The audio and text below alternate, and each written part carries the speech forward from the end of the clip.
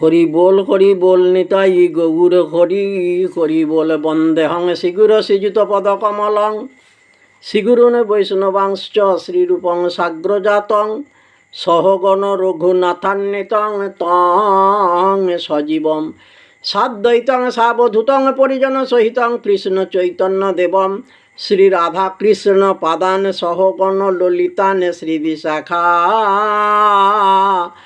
নিতাংশ্চ নীলাঞ্জনচয় প্রক্ষং রবিসুতং মহাগ্রহং ছায়া গর্ভসম্ভূতং বন্দে ভক্তা সনৈশ্চরম কালী কালী মহাকালী কালীকে ঘোর দক্ষিণে গৃহাণ বন্দনং দেবী নমস্তে পরমেশ্বরী শীতলেত্তং জগন্মাতা শীতলেত্তং জগৎপিতা শীতলেত্তং জগদ্ধাত্রী শীতলায় নমো নমো নিত্যানন্দ মহং বন্দে কর্ণে লম্বিত কুণ্ডলম চৈতন্য অগ্রজ রূপেণ পবিত্র কীত ভূতলম আনন্দলীলাময় বিগ্রহায় হেমাভদ্দিব্য ছবি সুন্দরায় চ তস্মৈ মহাপ্রেম রসপ্রদায় চৈতন্য চন্দ্রায় নমো নমস্তে মাতা পিতার চরণামি করিনু বন্দন শিক্ষাগুরু দীক্ষাগুরু জনার করি চরণ বন্দন যাহা হইতে বিঘ্ন নাশ অভীষ্ট পূরণ সকল শ্রোতার চরণে আমি করি প্রণিপাত সবে মিলে পদরজ দেহ মস্তকে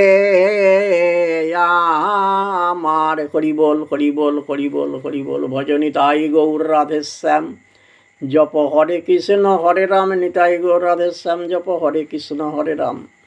তবে আজকে ভক্তগণের সামনে যেটুকু কথা বলছি আপনারা একটু দয়া করে শ্রবণ করবেন। রাস লীলা গান আমাদের হয়েছে, যেমন পেরেছি মশাই তেমন একটু ভক্তদের সামনে তুলে ধরেছি। যেমন আমাদের জ্ঞান বুদ্ধি, আমাদের এই ক্ষুদ্র অল্প সীমিত জ্ঞান বুদ্ধির দ্বারা যেটুকু পাচ্ছি পরিবেশন করতে সেটুকুই করব। দয়া করে সেটুকু আপনারা নিজ গুণে ক্ষমা করে সেটা গ্রহণ করবেন। আর কি বলি, তো যাই বা হোক, রাসলীলাতে এবার ভগবান রাধা গোবিন্দ দুজনে যুগলেতে শায়িত আছেন, শয়ন আছেন। তা মানুষ ঘুমিয়ে থাকলে পরে ঘুমের শেষে স্বপ্ন দেখে না? স্বপ্ন দেখে তো, ভগবান সেরকম দ্বারা স্বপ্ন দেখছেন আর কি। সেটাই হচ্ছে স্বপ্নবিলাস লীলা।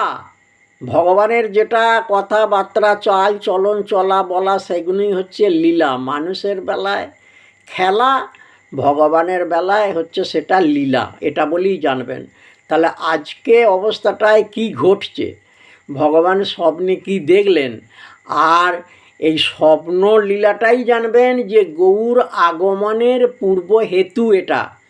এটা হচ্ছে গৌর আগমনের পূর্ব হেতু। ভগবান যে গৌর হয়ে পৃথিবীতে যে আসবেন তারই এটা কিন্তু পূর্বাভাস তিনি জানালেন। এটাই হচ্ছে মূল কথা। তাহলে এখানে কি বলা হচ্ছে সেটা দেখুন। অগনিধু বনে দুজনে চৌদিকে সখীগণে সুতি আছে রসে রয়ালসে নিশি শেষে বিধুমুখী উঠিলেন স্বপ্ন দেখি নিশি শেষে বিধুমুখী। বিধুমুখী হচ্ছেন কেন? রাধারানী। তাহলে একদিন নিধুবনে, একদিন বলতে এই রাসের পর্যায়ে, রাসের পরবর্তী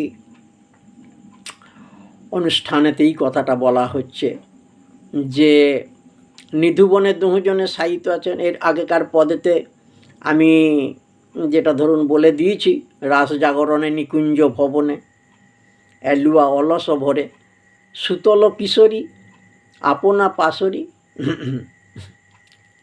পরানো নাথেরও করে বলে দেওয়া হয়েছে। তাহলে সেইখানে সেই নিধুবনেতে ভগবান রাধা গোবিন্দ শায়িত আছেন, আর সেখানে তিনি স্বপ্ন দেখছেন। হ্যাঁ, সেই জন্যে বলা হলো যে নিধুবনে দুজনে চৌদিকে সখীগণে সুতি আছে রসেরও আলসে। এইবার নিশি শেষে ভোরের দিকে রাধারানী আমার স্বপ্ন দেখছেন। বিধুমুখী হলেন, সব বিধুমুখী হলেন রাধারানী।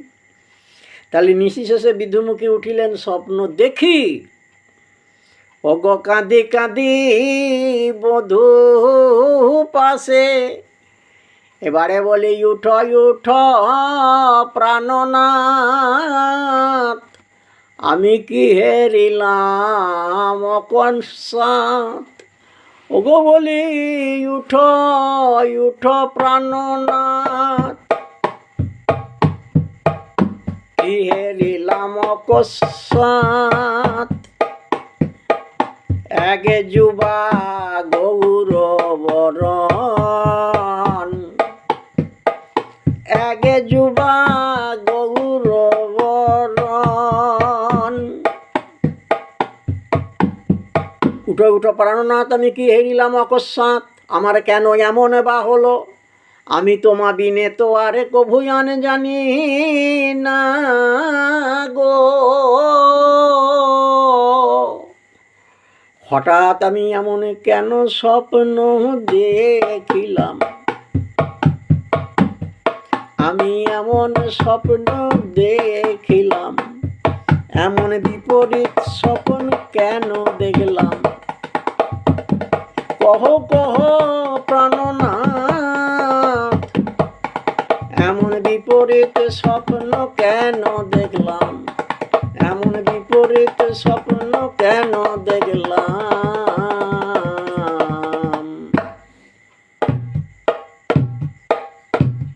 তাহলে এইভাবে রাধারানী আমার স্বপ্ন দেখে এবার প্রাণনাথকে শ্যামসুন্দরকে জাগিয়ে তুললেন।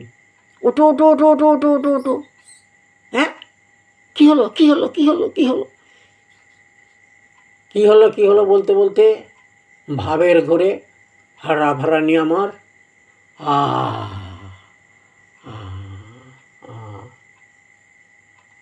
ভাবের ঘোরে অচৈতন্য হয়ে পড়লেন। থামো থামো থামো থামো থামো, কী হয়েছে? আমি এমন স্বপ্ন কেন দেখলাম, আমি তোমা বিনে আমি জানি না, আমি এমন স্বপ্ন কেন দেখলাম, আমি এমন স্বপ্ন কেন দেখলাম। এই হচ্ছে কথা। এই ভাবের ঘরে তিনি একেবারে নিমজ্জিত হয়ে গেলেন। হরি বল।